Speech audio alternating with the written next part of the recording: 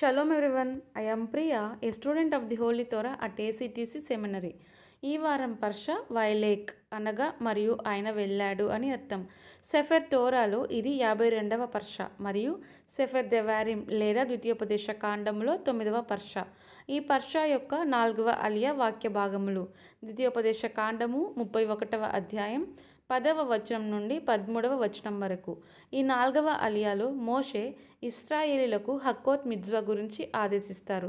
ప్రతి 7వ సంవత్సరం షెమిట్టా షబ్బాతు సంవత్సరం సమయంలో సుక్కోత్ పండుగలో ఇశ్రాయేల్ ప్రజలందరూ పురుషులు, స్త్రీలు, పిల్లలు, పరదేశులు ఎలోహిం ఎన్నుకున్న స్థలంలో సమకూర్చబడాలి. అక్కడ కొహెనీం తోరాను బిగ్గరగా చదవాలి. తద్వారా ప్రజలు విని నేర్చుకుని ఎలోహిమైన యావేను గౌరవించి ఆయన ఆజ్ఞలను పాటించాలి.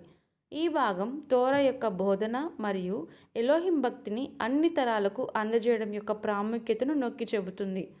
ప్రియమైన స్నేహితులారా, మరిన్ని తోరా పాఠాల కోసం మా యూట్యూబ్ ఛానల్ను సబ్స్క్రైబ్ చేయండి. షలోమ్ లెహిత్రోత్.